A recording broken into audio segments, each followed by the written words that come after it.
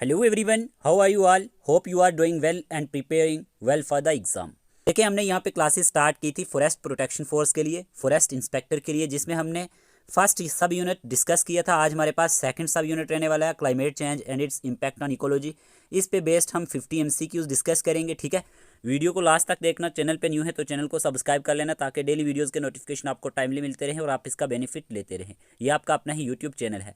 आपने क्या करना है, वीडियो को पॉज करना है, पहले खुद आंसर देने की कोशिश करना है। पहले हम थोड़ा सा ओवरव्यू देखेंगे climate change and its impact on ecology पे। ऑलरेडी हमने जनरल इश्यूज ऑन इन्वायरमेंट में भी काफ़ी सारी चीज़ें देखी थी। होप आपने वो वीडियो सेशन देखा होगा। नहीं देखा हुआ तो प्लेलिस्ट में वीडियो पड़ा होगा, जाके देख लेना, काम आएगा।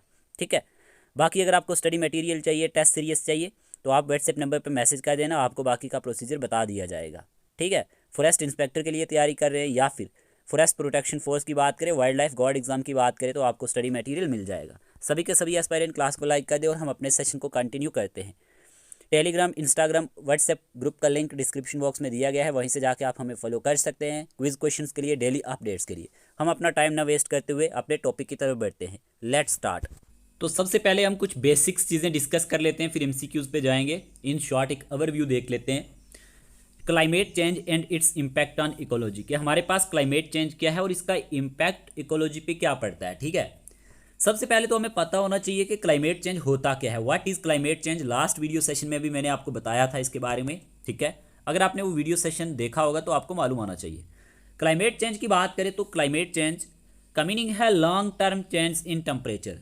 जब हमारे पास क्या देखने को मिलता है, लॉन्ग टर्म चेंज देखने को मिलती है टेम्परेचर में, रेनफॉल में, विंड में, तो ये हमारे पास क्लाइमेट चेंज कहलाता है। Climate change refers to long term alterations, यानी कि changing in temperature, precipitation, wind patterns, या फिर जितने भी अदर एलिमेंट्स रहते हैं अर्थ क्लाइमेट सिस्टम के। अब ये होता किसकी वजह से है, याद रखना, primarily due to human activities की वजह से होता है। किस वजह से होता है? ह्यूमन एक्टिविटीज़ की वजह से होता है। ठीक है जी, ह्यूमन एक्टिविटीज़ की वजह से होगा। और उसमें कौन सी ऐसी एक्टिविटीज़ हैं जिससे ये क्लाइमेट चेंज होगा, साथ साथ नोट कर लिया करो। जैसे कि आप क्या करते हैं, बर्निंग करते हैं फॉसिल फ्यूल को। किसको? फॉसिल फ्यूल को। ठीक है, तो ये पॉइंट आप नोट कर सकते हैं। डिफोरेस्टेशन एक कारण है। ठीक है, डिफोरेस्टेशन एक कारण है, आप पेड़ पौधों को काट देते हो। और इंडस्ट्रियल एमिशन तीसरा कारण है। तीसरा कारण, मेन कारण क्या होगा? Industrial emissions. तो ये पॉइंट भी आप नोट कर लेना। तो मैंने आपको बता दिया कि क्लाइमेट चेंज क्या है, लॉन्ग टर्म चेंज अब टेम्परेचर, रेनफॉल और विंड में देखने को मिले ह्यूमन एक्टिविटीज़ की वजह से, जिसमें बर्निंग फॉसिल फ्यूल आ गया, डिफोरेस्टेशन आ गया, इंडस्ट्रियल एमिशन आ गया। अब मेनली काज होता है किसकी वजह से? ग्रीन हाउस गैस एमिशंस की वजह से। ठीक है, किसकी वजह से होता है? याद रख लेना, ग्रीन हाउस गैस एमिशन की वजह से। तो ग्रीन हाउस गैस के बारे में आपको पता होना चाहिए कौन कौन सी होती हैं, बहुत ज़्यादा इंपॉर्टेंट है ये, जिसमें हमारे पास कार्बन डाइऑक्साइड और मीथेन देखने को मिलता है। तो ग्रीन हाउस गैसेज कौन सी गैसेज होती हैं? Greenhouse gases are gases in earth atmosphere, जो किसको ट्रैप करे प्यारे दोस्तों? हीट को ट्रैप करे, दैट ट्रैप हीट। तो ऐसी गैसेज को हम ग्रीन हाउस गैसेज कहते हैं। ठीक है, अब इसमें जो मेजर ग्रीन हाउस गैसेज हैं आप सबको पता ही है, कार्बन डाइऑक्साइड है पहला, नोट करो जल्दी से, क्वेश्चन बन सकता है, जो फॉसिल फ्यूल के बर्न करने से होता है या डिफोरेस्टेशन से। दूसरा हमारे पास मीथेन रहता है, नोट करो जल्दी से, मीथेन। तीसरा हमारे पास N2O यानी कि नाइट्रस ऑक्साइड रहता है। चौथा हमारे पास यहाँ पे CFCS क्लोरोफ्लोरोकार्बन्स रहता है। और वाटर वेपर 5वें नंबर पे आप नोट करना, H2O यानी कि वाटर वेपर। ये हमारे पास ग्रीन हाउस गैसेज है। ठीक है, तो मेनली इनकी वजह से क्लाइमेट चेंज हमें काज देखने को मिलता है। गया दूसरा कारण ग्रीन हाउस इफेक्ट। देखें, ग्रीन हाउस इफेक्ट की जब हम बात करते हैं, ये क्या चीज़ है?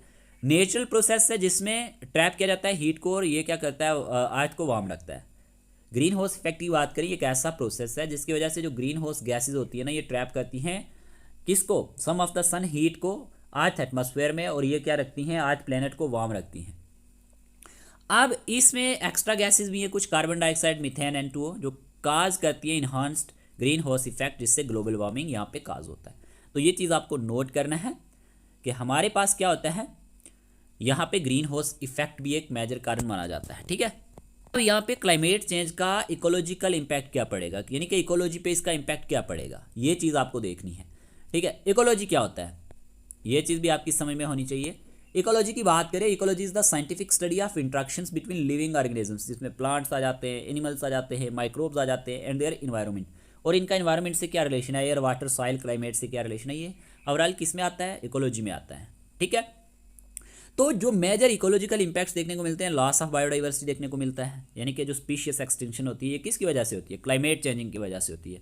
जैसे कोरल ब्लीचिंग होता है, ठीक है, फ्रॉम वार्मर ओशंस से। इसी तरह से हैबिटेट का डिसरप्शन हो जाना, ग्लेशियर मेल्ट होते हैं, सी लेवल्स राइज हो जाएगा, डेजर्ट्स एक्सपेंड हो जाएंगे और नेचुरल होम्स में प्लांट एंड एनिमल्स के ये डिस्ट्रॉय हो जाएंगे। तो हैबिटेट डिस्ट्रप्शन इकोलॉजी पे देखने को मिलता है।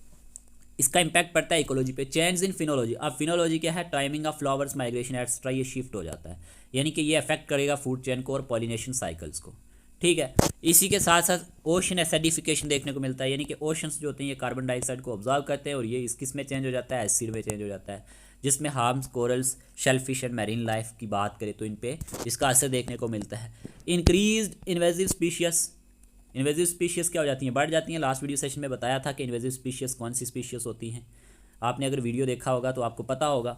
वार्मर क्लाइमेट्स जो है ये हेल्प करता है हार्मफुल स्पीशीज को ग्रो करने में। तो invasive species non native species होती हैं, प्लांट्स की भी हो सकती हैं, एनिमल्स माइक्रोब्स की भी हो सकती हैं, जो एक्सीडेंटली एक न्यू इन्वायरमेंट में आ जाती हैं, ठीक है, और ये तेज़ी से फिर स्प्रेड होती हैं और ये हार्म करती हैं लोकल इकोसिस्टम को, बायोडाइवर्सिटी को, ठीक है। तो नेटिव इकोसिस्टम जो होता है ये किसके अंडर आ जाता है, थ्रेटन के अंडर आ जाता है। तो ये चीज़ आपको देखनी है कि ocean acidification, increase invasive species, change in phenology, habitat disruption, loss of biodiversity, इन चीज़ों पे क्लाइमेट चेंज का इम्पैक्ट देखने को मिलता है। इम्पैक्ट ऑन इकोसिस्टम सर्विसेज की बात करें तो वाटर साइकिल पे इसका इम्पैक्ट देखने को मिलेगा, सॉइल हेल्थ पे, पॉलिनेशन पे, कार्बन स्टोरेज पे, इफेक्ट क्लीन वाटर सप्लाई। तो रेनफॉल की बात करें तो यहाँ पे क्लीन वाटर सप्लाई चेंज हो जाएगा वाटर साइकिल में, अगर हम बात करें इसका इफेक्ट पड़ेगा। Soil health, more erosion and loss of nutrient होगा, ज़्यादा इरोजन होगी तो लॉस ऑफ न्यूट्रेंट देखने को मिलेगा। फ्यूअर बीज की बात करें, इंसेक्ट्स की बात करें तो क्रॉप प्रॉब्लम होगी, ठीक है ना। पॉलिनेशन पे इसका इफेक्ट देखने को मिलेगा, मतलब कुछ ही बीज होंगी या इंसेक्ट होंगे तो इससे क्रॉप प्रॉब्लम्स तो आएंगी ना, क्योंकि पॉलिनेशन अच्छे से नहीं हो पाएगी। लेस फॉरेस्ट की वजह से लेस कार्बन जो है एब्जॉर्ब होगा। तो ये चीज़ों का आपको ध्यान रखना है कि ये हमारे पास इकोसिस्टम सर्विसेज पे भी इसका इम्पैक्ट पड़ता है। कल इम्बैलेंस देखने को मिलता है, जैसे कि फूड चेन्स ब्रेक डाउन हो जाता है, सेंसिटिव एरिया जितने भी होते हैं जिसमें आर्किड, हिमालयाज, कोरल रीफ्स, ये कोलैप्स हो जाते हैं। तो इकोलॉजिकल इम्बैलेंस देखने को मिलेगा। वुल्नरेबल इकोसिस्टम की अगर हम बात करें तो पोलर रीजन जो है इसमें आइस मेल्टिंग फास्ट करेगी। स्मॉल आइलैंड्स की बात करें, यहाँ पे थ्रेटेंड होगी इनको बाई राइजिंग सी जब राइज होगा। ट्रॉपिकल फॉरेस्ट की बात करें तो prone to fires and drought, ठीक है, यहाँ पे फायर्स और ड्रॉट देखने को मिलेगा। वेटलैंड्स की बात करें तो ड्राइंग एंड इंक्रीजिंग सैलिनिटी देखने को मिलेगी वेटलैंड्स में, वुल्नरेबल इकोसिस्टम में। तो यानी कि क्लाइमेट चेंज की वजह से बहुत सारा इम्पैक्ट देखने को मिलता है। कंक्लूजन क्या है कि क्लाइमेट चेंज जो है ये एक मेजर थ्रेट है लाइफ एंड नेचर के लिए।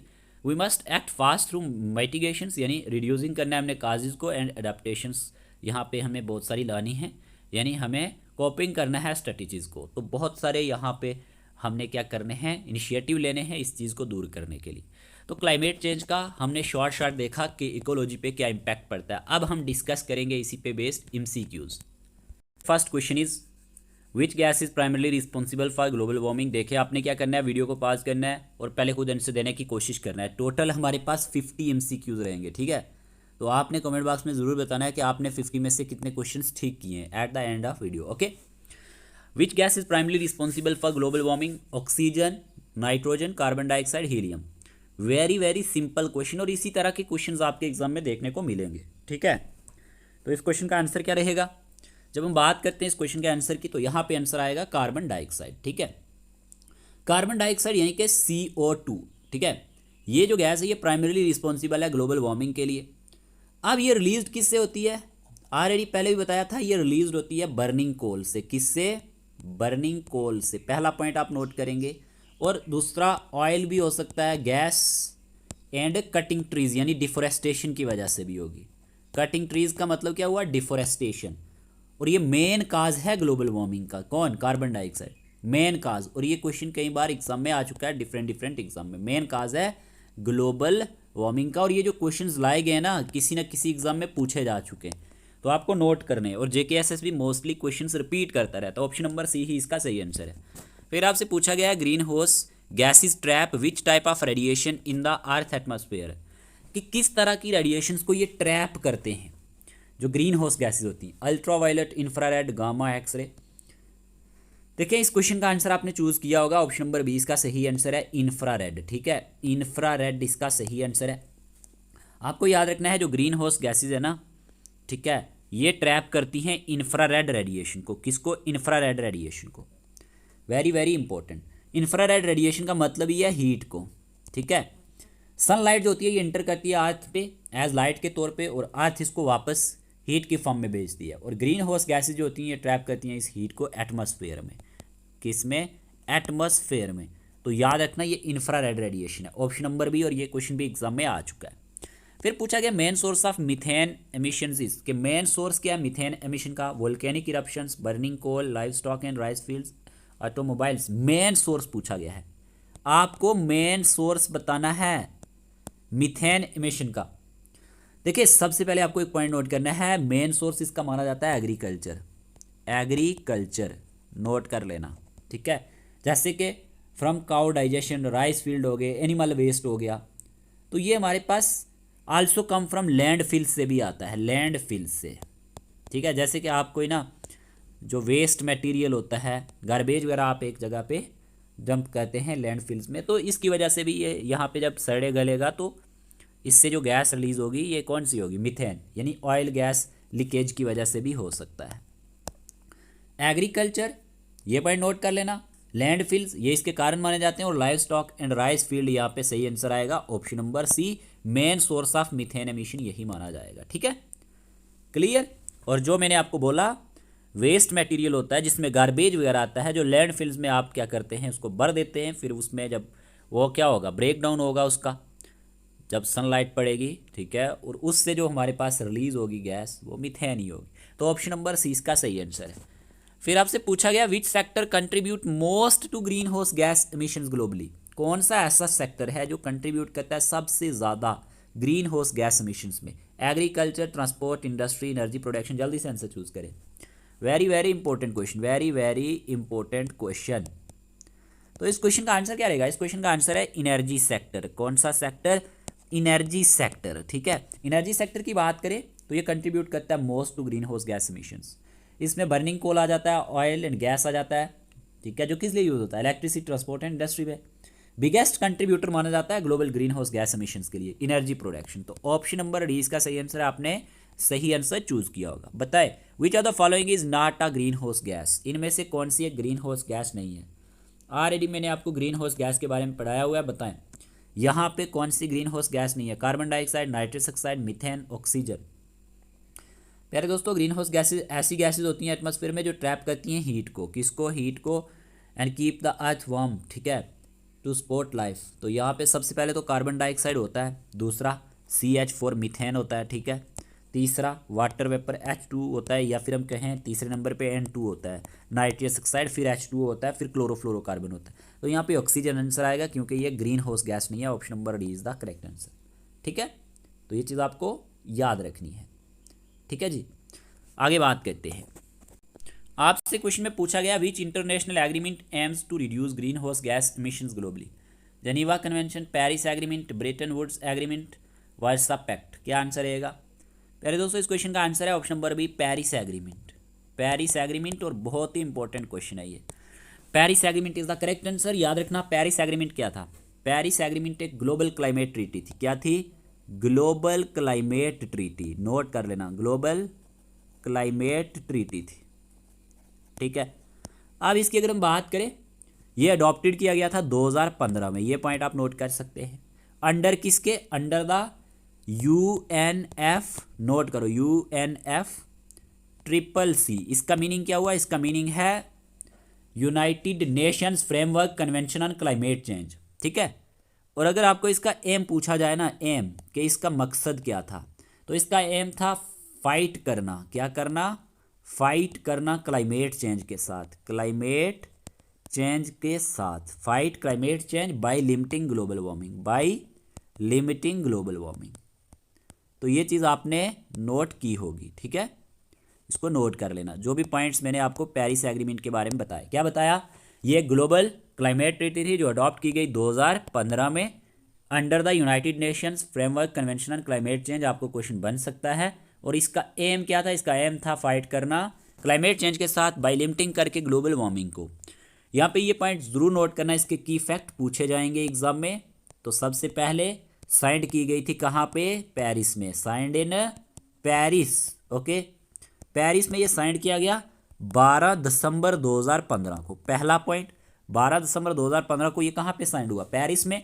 फोर्स में कब आया? फोर्स में भी आप नोट कर सकते हैं 4 नवंबर 2016 में, ठीक है। और इसमें लगभग 195 प्लस क्या थे? कंट्रीज थे जो इसका पार्ट थे, और इंडिया भी एक इसका सिग्नेटरी माना जाता है। तो ये चीज़ आपको याद रखनी है। ऑप्शन नंबर 20 का सही आंसर है। फिर आपसे पूछा गया which countries currently the largest emitter of carbon dioxide? India, China, USA, Russia. इस क्वेश्चन का आंसर है चाइना। चाइना जो है ना, चाइना करंट अफेयर के रिलेटेड भी क्वेश्चन बनते हैं, तो ये currently largest emitter of carbon dioxide माना जाता है। हो सकता है ये क्वेश्चन आपके एग्जाम में पूछा जाए, तो इंपॉर्टेंट क्वेश्चन है, ठीक है। फिर पूछा गया rising global temperature have the greatest impact on which region? कि जो ये राइज हो रहा है global temperature all over the world, इसका इंपैक्ट कौन से रीजन पे देखने को मिल रहा है? Deserts, coastal areas, arctic regions, mountains. तो यहाँ पे अकॉर्डिंग टू ऑप्शन क्या आंसर आएगा? ऑप्शन नंबर सी आएगा, आर्किड रीजन्स, ठीक है। आर्किड रीजन्स पे याद रखना इसका ग्रेटेस्ट इंपैक्ट देखने को मिल रहा है। साथ साथ अगर हम बात करें पोलर रीजन की, ठीक है, लेकिन according to option number C सही आंसर है। फिर पूछा गया ocean acidification is mainly caused by? कि जो ओशन एसिडिफिकेशन है ये मेनली किससे काज्ड होता है? जल्दी से आंसर चूज करें, very very important question. Ocean acidification पूछा गया है, तो आपको सही आंसर चूज करना है। Oil spills, plastic pollution, absorption of carbon dioxide by oceans, radioactive waste. देखिए सबसे पहले ओशन एसिडिफिकेशन क्या होता है? Ocean acidification is the decrease, याद रखना डिक्रीज आ जाना, किस में? In the pH level of ocean में। PH level of ocean water में जो काज होता है absorption of excess carbon dioxide, किसकी वजह से? जो एब्जॉर्प्शन होती है एक्सेस कार्बन डाइऑक्साइड की एटमॉस्फेयर से। तो ऑप्शन नंबर सी इसका सही आंसर है, absorption of carbon dioxide by ocean, ठीक है। तो ये चीज़ आपको नोट करनी है। तो इसका हार्मफुल इफेक्ट क्या पड़ेगा? ये हार्म करेगा मैरीन लाइफ को, ठीक है ना। मैरीन लाइफ पे इसका इम्पैक्ट पड़ेगा ना। लाइक कोरल्स की बात करें जिसमें कोरल रीफ्स आती हैं, ठीक है, शेल फिश आती हैं, ठीक है, या फिर हम बात करें प्लैंकटन आते हैं, क्योंकि इनको ज़रूरत होती है कैल्शियम कार्बोनेट की शेल्स के लिए, ठीक है। किसकी ज़रूरत होती है? कैल्शियम कार्बोनेट्स की। तो ये वीकन कर देगा ओशन फूड चेन को, ठीक है, ओशन फूड चेन को, ठीक है, और इफेक्ट करेगा फिशरीज को और कोस्टल इकोनॉमीज को। तो यहाँ पे आंसर है absorption of carbon dioxide by ocean. फिर पूछा गया which phenomena is a direct result of global warming? कि हमारे पास इनमें से कौन सा एक ऐसा फिनोमिना है जो डायरेक्ट रिजल्ट है ग्लोबल वार्मिंग का? बताएं जरा। Phenomena is direct result of global warming, question में ये पूछा गया है। Earthquakes, ozone layer depletion, melting of glacier, deforestation. जल्दी से आंसर चूज करें। देखिए अकॉर्डिंग टू ऑप्शन हमारे पास आंसर आएगा melting of glacier. Melting of glacier जो है ये हमारे पास एक direct result of global warming माना जाता है, ठीक है, direct result of global warming. तो अकॉर्डिंग टू ऑप्शन क्या आंसर आएगा? ऑप्शन नंबर सी।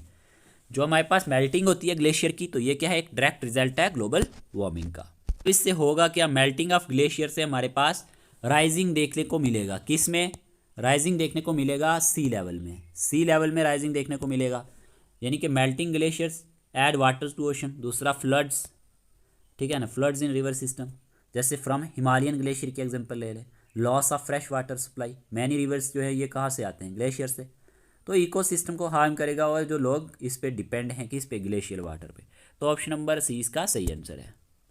आगे बढ़ने से पहले अगर आप में से कोई भी ऐसा एस्पायरेंट जो पोस्ट ऑफ इंस्पेक्टर या फिर फॉरेस्ट प्रोटेक्शन फोर्स के लिए तैयारी कर रहे हैं और आपको स्टडी मटेरियल चाहिए, तो मिल जाएगा, जिसमें आपको यूनिट फर्स्ट के जो 10 मार्क्स रहने वाले हैं ये वाला कवर हो जाएगा, और साथ साथ 10 मार्क्स जो इंग्लिश के रहने वाले ये भी कवर हो जाएगा। इसी के साथ अगर हम बात करते हैं जनरल साइंस 20 मार्क्स की, ये भी कवर हो जाएगा। साथ ही साथ अगर हम बात करते हैं 10 marks general knowledge with special reference to Jammu and Kashmir and current affairs, ये वाला पोर्शन कवर हो जाएगा।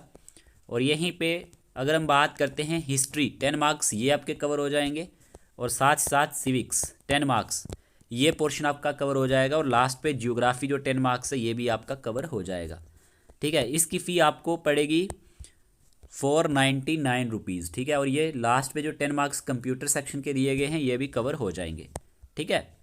ये सारी सेक्शन जो मैंने यहाँ पे आपको बताई हैं ये आपकी कवर हो जाएंगी। फ़ी पड़ेगी आपको 499 रुपीज़।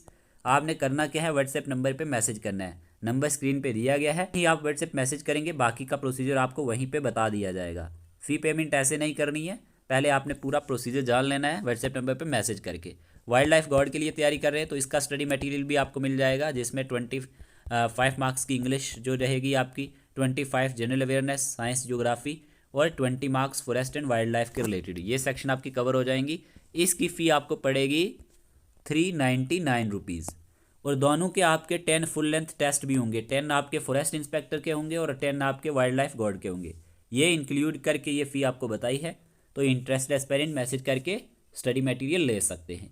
नेक्स्ट बात करते हैं। क्वेश्चन नंबर 11 आपसे पूछा गया है, विच of the following is A renewable source of energy. इनमें से कौन सा एक एग्जाम्पल है रीन्यूएबल सोर्स ऑफ एनर्जी का? कोल, नेचुरल गैस, विंड, डीजल। देखिए, जब हम बात करते हैं रीन्यूएबल सोर्स ऑफ एनर्जी की तो आपको पता होना चाहिए इसकी एग्जाम्पल है सोलर एनर्जी। पहला पॉइंट नोट कर लो, सोलर एनर्जी, विंड एनर्जी, तीसरा हाइड्रो पावर, फिर हम कह सकते हैं बायोमास और जियोथर्मल एनर्जी। जियोथर्मल एनर्जी, तो यहाँ पे आंसर क्या आएगा? विंड आएगा, ऑप्शन नंबर सी।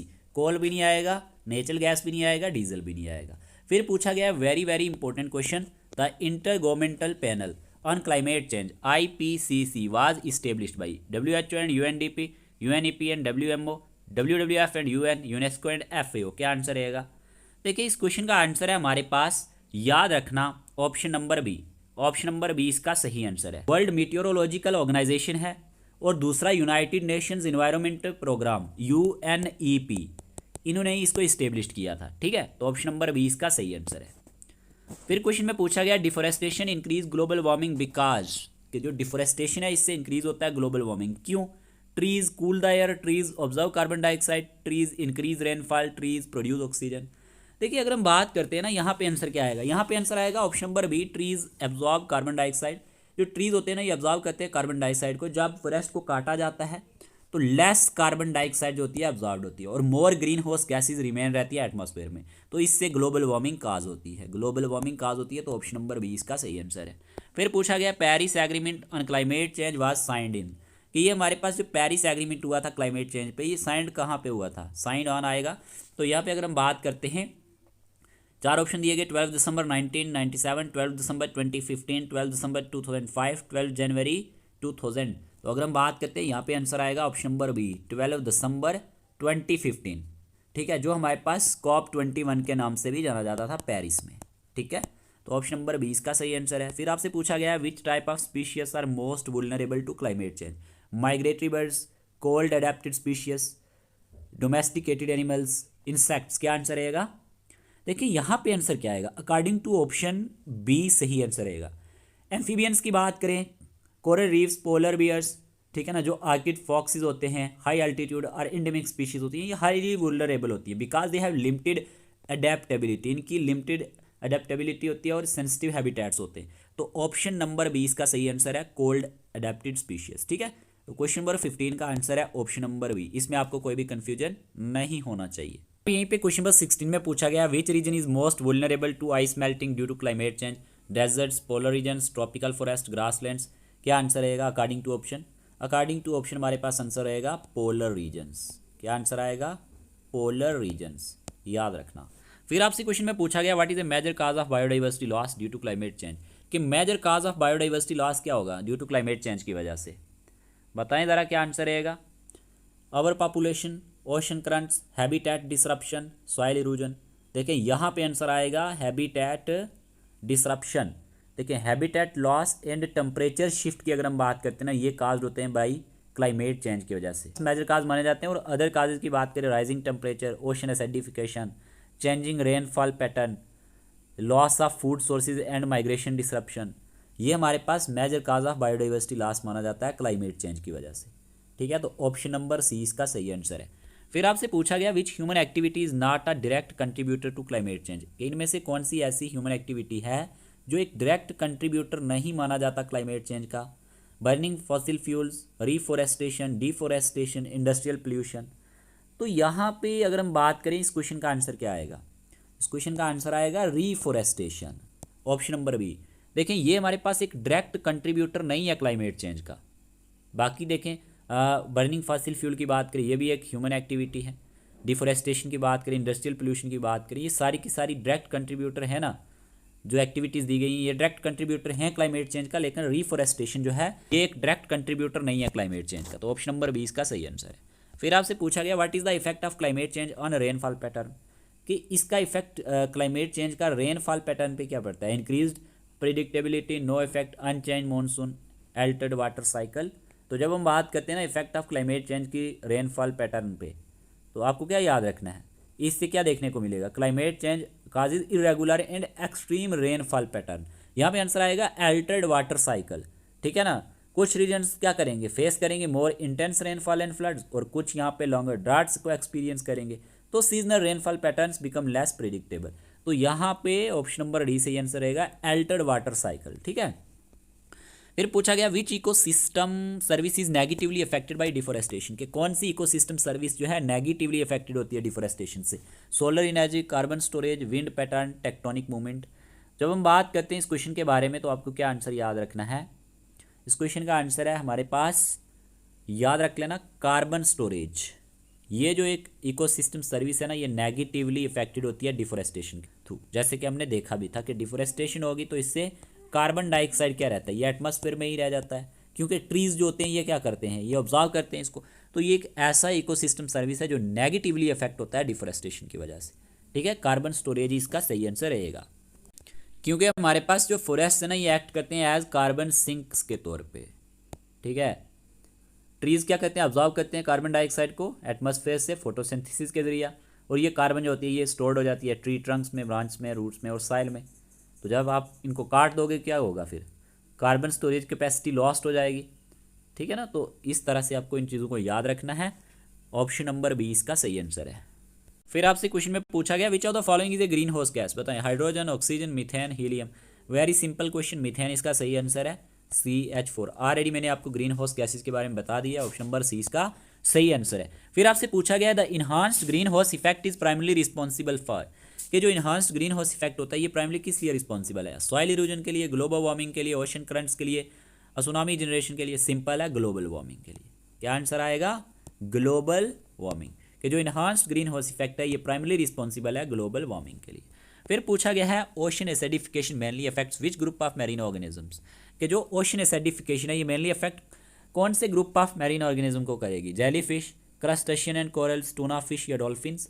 बताएं ज़रा क्या आंसर रहेगा, जल्दी से इस क्वेश्चन का आंसर चूज करें। क्वेश्चन में पूछा गया है कि ओशन एसिडिफिकेशन जो है ये मेनली अफेक्ट कौन से ग्रुप ऑफ मैरीन ऑर्गेनिज्म को करेगा। ऑप्शन नंबर 20 का सही आंसर है crustaceans and corals. Ocean acidification होता क्या है, ये एक ऐसा प्रोसेस होता है by which the ocean becomes more acidic due to increased carbon dioxide in the atmosphere. तो ये चीज़ आपको याद रखनी है। तो ये क्या करेगा, मैरीन लाइफ पे इसका इम्पैक्ट पड़ेगा, असर पड़ेगा, इफेक्ट पड़ेगा। हार्डर फॉर ऑर्गेनिजम्स लाइक, जैसे कि कोरल्स हो गया, यहाँ पे ऑयस्टर्स हो गया, ठीक है। तो क्रस्टेशियंस की अगर हम बात करते हैं तो इन पे इसका काफ़ी बैड इफेक्ट देखने को मिलेगा। फिर यहाँ पे दिया गया invasive species spread rapidly due to, कि इन्वेजिव स्पीशीज जो होती हैं, ऑलरेडी मैंने आपको बताया ये कौन सी स्पीशीज होती हैं, तो ये रैपिडली क्यों स्प्रेड होती हैं, किसकी वजह से, फर्टाइल सॉइल की वजह से, कोल्ड टेम्परेचर या क्लाइमेट चेंज, एल्टरिंग हैबिटेट्स की वजह से, लैक ऑफ ऑक्सीजन की वजह से। तो याद रखना हमारे पास क्लाइमेट चेंज, एल्टरिंग हैबिटेट्स की वजह से जो इन्वेजिव स्पीशीज़ हैं ये स्प्रेड होती हैं रैपिडली, ठीक है ना। ये नॉन नेटिव स्पीशीज के नाम से भी जानी जाती हैं, जो एक्सीडेंटली एक न्यू इन्वायरमेंट में आके रहना स्टार्ट कर देती हैं, और वहाँ पे जो नेटिव इन्वायरमेंट होगा यानी कि नेटिव ऑर्गेनिजम्स होंगे उनको ये नुकसान पहुँचाती हैं। विच क्लाइमेट रिलेटेड फिनोमिना काज कोरल ब्लीचिंग, आपको पूछा गया है कि कौन सा क्लाइमेट रिलेटेड फिनोमिना जो है कोरल ब्लीचिंग को काज करता है। तो यहाँ पे आंसर क्या आएगा, increase oxygen level, ocean cooling, rising sea temperature, excess rainfall. Very important question, आपको कोरल ब्लीचिंग पे क्वेश्चन पूछा गया है, जल्दी से आंसर चूज करें। देखिए इस क्वेश्चन का आंसर है rising sea temperatures. Coral bleaching क्या होता है, coral bleaching is when corals lose their colour and turns white due to stress, ठीक है, usually from higher sea temperature, ठीक है। तो ये पॉइंट आपने नोट रखना है, इसका आंसर क्या रहेगा, राइजिंग सी टेम्परेचर, ठीक है। फिर आपसे क्वेश्चन नंबर 26 में पूछा गया है विच of the following is the direct consequence of deforestation, improved biodiversity, enhanced carbon sequestration, या फिर release of stored carbon into the atmosphere, decrease in oxygen demand. के इनमें से डायरेक्ट कंसिक्वेंस क्या है डिफोरेस्टेशन का, तो ऑप्शन नंबर सी इसका सही आंसर है, release of stored carbon into atmosphere. ये क्या एक डायरेक्ट कंसिक्वेंस है डिफोरेस्टेशन का। Wetlands are particularly vulnerable to soil enrichment, salinity and drying, earthquakes, glacial movement. वेटलैंड्स जो होती हैं ये पार्टिकुलरली वुलनरेबल किस लिए होंगे? इनरिचमेंट की वजह से, सैलिनिटी एंड ड्राइंग की वजह से, अर्थक्वेक्स की वजह से, या ग्लेशियर मूवमेंट की वजह से? सैलिनिटी एंड ड्राइंग की वजह से। ऑप्शन नंबर 20 का सही आंसर है। Climate change can disturb pollination by improving seed dispersal, reducing temperatures, reducing pollinators populations, increasing ground water. कि जो हमारे पास क्लाइमेट चेंज है ये डिस्टर्ब करता है पॉलिनेशन को, किसके द्वारा? बाय रिड्यूस करके पॉलिनेटर्स पॉपुलेशन को। तो ये पॉइंट आप नोट करेंगे। फिर पूछा गया है which period saw the earliest modern human migration into the Indian subcontinent linked to climate change. कि कौन से पीरियड ने देखा है अर्लीस्ट मॉडर्न ह्यूमन माइग्रेशन को इंडियन सब कंटिनेंट में, जिसको लिंक किया गया है क्लाइमेट चेंज के साथ? क्या आंसर रहेगा? Late Holocene, middle Pleistocene, early Holocene, या फिर लेट प्लेस्टोसीन? इस क्वेश्चन का आंसर चूज करें। काफ़ी अच्छे लेवल का क्वेश्चन पूछा गया है। इस क्वेश्चन का आंसर क्या रहेगा? जल्दी से आंसर चूज करें। इस क्वेश्चन का आंसर क्या रहेगा? जब हम बात करते हैं इस क्वेश्चन के बारे में तो आपको आंसर याद रखना है लेट प्लेस्टोसीन। याद रखना ये जो लेट प्लेस्टोसीन है ना, ये फाइनल पार्ट है प्लेस्टोसीन एपोक का, जो एक जियोलॉजिकल टाइम पीरियड माना जाता है जिसमें मार्क किया जाता है रिपीटेड आइस एज को and evolution of modern humans को। तो ऑप्शन नंबर डी इसका सही आंसर है। क्वेश्चन नंबर 30 में पूछा गया which of the following is an example of ecosystem collapse due to climate change? Growth of tropical forest, coral reef degradation, expansion of wetlands, increase desert rainfall. कि इनमें से कौन सी एक एग्जांपल है इकोसिस्टम कोलैप्स की क्लाइमेट चेंज की वजह से? तो ऑप्शन नंबर 20 का सही आंसर है कोरल रीफ डिग्रेडेशन। ठीक है, ये एक एग्जांपल है, याद रखना, इकोसिस्टम कोलैप्स की। किसकी वजह से? क्लाइमेट चेंज की वजह से। तो 30 का आंसर आएगा ऑप्शन नंबर बी। फिर यहीं पे क्वेश्चन में पूछा गया है which process plays a significant role in removing carbon dioxide from the atmosphere? यहाँ पे ऑप्शन दिए गए हैं 4, lightning, deforestation, burning of fossil fuel, photosynthesis. अच्छे लेवल का क्वेश्चन है। क्वेश्चन में पूछा गया है कि कौन सा प्रोसेस जो है एक सिग्निफिकेंट रोल प्ले करता है रिमूव करने में कार्बन डाइऑक्साइड को एटमॉस्फेयर से? तो यहाँ पे आंसर आएगा फोटोसिंथेसिस, ऑप्शन नंबर डी। ठीक है, प्लांट्स, एल्गी की बात करें, कुछ बैक्टीरियाज की बात करें तो ये यूज़ करते हैं फोटोसिंथेसिस को और ऑब्जर्व करते हैं कार्बन डाइऑक्साइड को एटमॉस्फेयर से और कन्वर्ट करते हैं इसको ग्लूकोज में, किसका यूज़ करके? सनलाइट का यूज़ करके। और ये एक प्राइमरली नेचुरल प्रोसेस माना जाता है जो रिमूव करता है large amount of carbon dioxide को एटमॉस्फेयर से। तो ये पॉइंट आपने नोट किया होगा। फिर यहीं पे क्वेश्चन में पूछा गया है अजून layer is mainly depleted by, जो अजून लेयर है ना, अजूनोस्फेयर, ये मेनली किससे डिप्लीट होती है? क्लोरोफ्लोरोकार्बन से, एक्सेस कार्बन डाइऑक्साइड से, अजून से, एक्सेस CO से? क्या आंसर रहेगा? इस क्वेश्चन का आंसर है ऑप्शन नंबर 1 क्लोरोफ्लोरोकार्बन से। ठीक है, क्लोरोफ्लोरोकार्बन जो होता है ना, ये रिलीज करता है क्लोरीन एटम को। किसको? क्लोरीन एटम्स को, जब ब्रोकन डाउन होता है यूवी रेज का स्ट्रेटोस्फेयर के अंदर। ठीक है, और ये जो क्लोरीन एटम होते हैं ये रिएक्ट करते हैं ओजोन के साथ, यानी कि O3 के साथ, और कन्वर्ट कर देते हैं इसको ऑक्सीजन O2 में और थिनिंग करते हैं ओजोन लेयर की। तो क्लोरोफ्लोरोकार्बन ऑप्शन नंबर 1 इसका सही आंसर है। विच of the following is not an adverse effect of global warming? आपको पूछा गया है कि इनमें से कौन सा एक एडवर्स इफेक्ट नहीं माना जाएगा ग्लोबल वार्मिंग का? Sea level rise, an increase in UVB radiation, retreat of glaciers, extraordinary weather patterns. क्या आंसर रहेगा? इस क्वेश्चन का आंसर है an increase in UVB radiation, option number B. ठीक है, अल्ट्रा वायलेट रेडिएशन की बात हो रही है यहाँ पे। अल्ट्रा वायलेट रेडिएशन क्या है? ये एक टाइप ऑफ इलेक्ट्रोमैग्नेटिक रेडिएशन होती है जो इमिटेड की जाती है सन के द्वारा। इनकी शॉर्टर वेव लेंथ होती है विजिबल लाइट से और ये इनविजिबल होती है ह्यूमन आई से। ऑप्शन नंबर बी इसका सही आंसर है। पूछा गया है what is the correct descending order of contribution of various greenhouse gases to total global warming? आपको डिसेंडिंग ऑर्डर बताना है। बताएं ग्रीन हाउस गैसेज का टोटल ग्लोबल वार्मिंग पे जो कंट्रीब्यूशन रहता है, तो आपको इनको डिसेंडिंग ऑर्डर में लाना है। Very very important question. क्या आंसर रहेगा? काफ़ी अच्छे लेवल का क्वेश्चन है और इंपॉर्टेंट भी है। ये क्वेश्चन आपके लिए एज अ होमवर्क रहेगा। होमवर्क रहेगा, इसका आंसर आपने कमेंट बॉक्स में बताना है कि करेक्ट डिसेंडिंग ऑर्डर क्या रहेगा contribution of various greenhouse gases का टोटल ग्लोबल वार्मिंग में। ठीक है, कार्बन डाइऑक्साइड तो सबसे पहले रहेगा ही और ये सारे ऑप्शंस में दिया गया है। ठीक है, CH4 भी रहेगा। बाकी आपको मैंने हिंट दे दी है, आपने इसका आंसर बताना है। ठीक है, फिर पूछा गया है why do chlorofluorocarbon continue to affect the ozone layer even after emission stop? यहाँ पे क्या आंसर रहेगा? They are absorb by water vapour, they are still being produced worldwide. Chlorine atoms are used up in ozone degradation, chlorine atoms act as a catalyst in ozone degradation. क्या answer रहेगा? Why do chlorofluorocarbon continue to affect the ozone layer even after emission stop? ये question पूछा गया है। इस question का answer है option number D, chlorine atoms act as a catalyst in ozone degradation. ठीक है, तो ऑप्शन नंबर डी ही इसका सही आंसर है। याद रख लेना, क्लोरोफ्लोरोकार्बन जो है ना ये रिलीज करता है क्लोरीन एटम्स को स्ट्रेटोस्फीयर में when broken down by UV rays, और यही जो क्लोरीन एटम्स होते हैं ये हाईली रिएक्टिव होते हैं और ये काज करते हैं ओजोन डिस्ट्रक्शन को। तो ऑप्शन नंबर डी इसका सही आंसर है। फिर आपसे क्वेश्चन में पूछा गया है chlorofluorocarbon contribute to global warming because they, 4 option दिए गए, क्या आंसर रहेगा? Destroy ozone which cools the earth, block ultraviolet radiation, B radiation, absorb solar radiation, absorb earth shine in the 10 micron region. यहाँ पे आंसर क्या रहेगा? तो fluorocarbon जो है ये कंट्रीब्यूट करता है ग्लोबल वार्मिंग में, किस वजह से? Because they absorb earth shine in the 10 micron region. Option number D इसका सही आंसर है। ठीक है, फिर आपसे पूछा गया which of the following is not a major green house gas.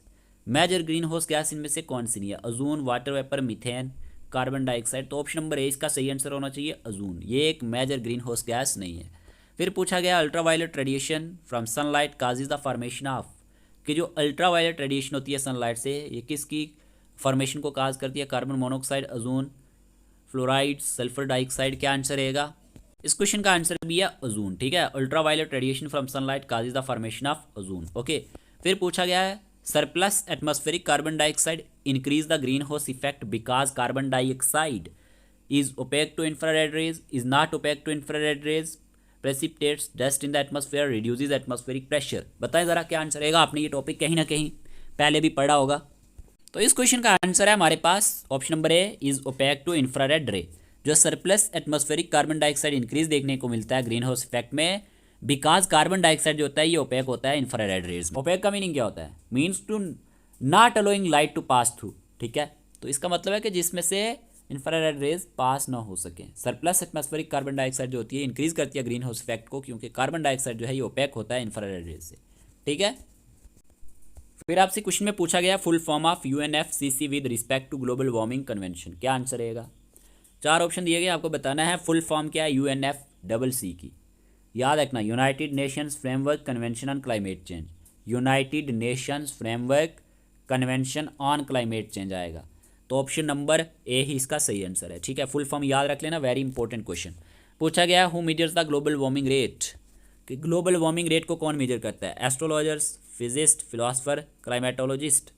Simple है, इसका आंसर आएगा ऑप्शन नंबर डी क्लाइमेटोलॉजिस्ट। ठीक है, ऑप्शन नंबर डी इसका सही आंसर है। ठीक है, तो ये पॉइंट आप नोट कर लेना, option number D is the correct answer. फिर आपसे पूछा गया which one of the following result take place due to global warming, कि इनमें से कौन सा एक रिजल्ट आएगा ग्लोबल वार्मिंग की वजह से? Maintaining study temperature, change in the rainfall, pleasant environment, causing less pollution. Simple है, चेंज इन द रेनफॉल देखने को मिलेगा, तो ऑप्शन नंबर बी इसका सही आंसर है। फिर आपसे पूछा गया which one of the following causes global warming? Radiative forcing, earth gravitational force, oxygen, centripetal force. इस क्वेश्चन का आंसर क्या रहेगा? ऑप्शन नंबर ए ही आंसर रहेगा, रेडिएटिव फोर्सिंग। ठीक है, रेडिएटिव फोर्सिंग की बात करें, इससे भी हमारे पास ग्लोबल वार्मिंग काज हो सकती है, तो ये पॉइंट आप नोट करेंगे। ठीक है, radiative forcing is the correct answer. Radiative forcing की बात करें होता क्या है? Refers to the change in energy balance of earth atmosphere system due to factors like greenhouse gases or solar change. ठीक है, नंबर 44 में पूछा गया which one of the following is an anthropogenic radiative forcing of climate. क्या answer रहेगा? जल्दी से answer choose करें। Cell, cement, paper, glass. Anthropogenic means cause by human activities, जो किससे काज हो? ह्यूमन एक्टिविटीज़ की वजह से काज हो। ठीक है, पोल्यूशन और greenhouse gases release by human actions, तो ऑप्शन नंबर ए इसका सही आंसर रहेगा, एरोसल्स। फिर आपसे पूछा गया what is the main reason for the melting of ice sheets, कि मेन रीजन क्या है मेल्टिंग ऑफ आइस शीट्स के लिए? Increase in the oxygen content, global warming, decrease in carbon dioxide content, noise pollution. Simple है, global warming इसका सही answer है, ये मेन रीजन माना जाता है मेल्टिंग ऑफ आइस शीट्स के लिए। फिर आपसे क्वेश्चन में पूछा गया है which naturally occurring phenomena is responsible for heating of earth surface and atmosphere.